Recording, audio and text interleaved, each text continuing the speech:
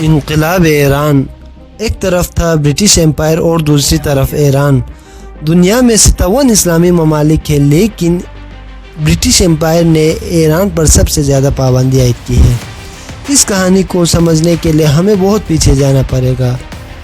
دوسری جنگ عظیم کے بعد ایک طرف تھا برٹش امپائر اور دوسری طرف ہٹلر۔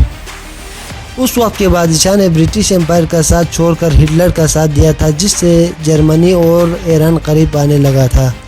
اس وجہ سے برٹش امپائر کو بہت زیادہ غصہ آیا اور ایران پر حملہ کر دیا۔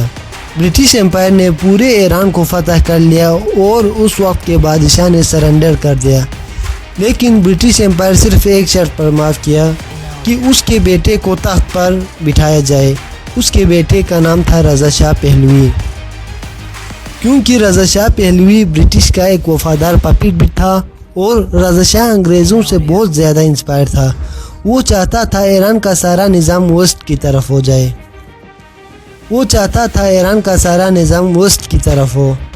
رضا شاہ کا مقصد اسلام کو ایران کے لوگوں سے اتنا دور کرنا تھا، جس کی وجہ سے اس نے ایران میں حجاب پر پابندی لگا دی۔ ایران کے تمام مدرسوں کو بند کر دیا۔ ایران کے مدرسوں کو بند کر کے ان کی جگہ پہ میوزک، پارٹی اور شراب کے جگہ بنائے گئے۔ ایک وقت ایسا آیا، ایران جیسا اسلامی ممالک پوری دنیا کو شراب ایکسپورٹ کرتا تھا۔ آخر ایران کے بادشاہ نے ایران کو اسلام سے اتنا دور کر دیا تھا، سارے بڑے اسکالر بادشاہ کے خلاف ہو گئے۔ اس میں سے سب سے بڑا اسکالر تھا آیت اللہ خمینی۔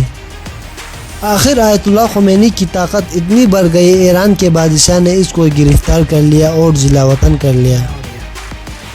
آیت اللہ خمینی جلا وطن کے بعد ایران چھوڑ کر عراق چلے گئے۔ اس وقت عراق میں صدام حسین کی حکومت تھی۔ صدام حسین، جس کو آج دنیا ایک ظالم ڈکٹیٹر کے طور پر یاد رکھا جاتے ہیں، کچھ لوگ اسے ہیرو بھی مانتے ہیں۔ 1979 میں ایران میں ایک ایسا انقلاب آیا جس نے پوری دنیا کا نقشہ بدل دیا۔ عوام سڑکوں پر تھا اور ایک ہی نعرہ تھا، رضا شاہ مرد آباد۔ سالوں کے ظلم نے عوام کو بہت پریشان کیا تھا۔ ہر شہر میں احتجاج، ہر گلی میں بغاوت۔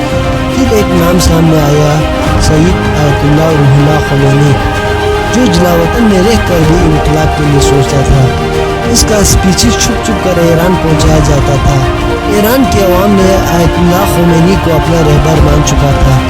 جنوری 1977 کے آخر میں رضا شاہ ایران چھوڑ کر بھاگ جاتا ہے اور ایک ظالم دور کا خاتمہ ہوتا ہے۔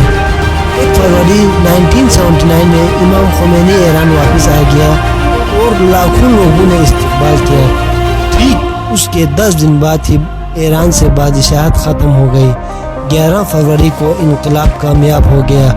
اب ایران ایک اسلامی جمہوریہ ایران بن چکا تھا اور اس کا سپریم لیڈر تھا آیت اللہ خمینی۔ مگر اصلی کہانی اب شروع ہو گیا۔ سب سے پہلے مخالف آواز کو دبایا گیا، امریکی شہری مزدوروں کو اٹھایا گیا۔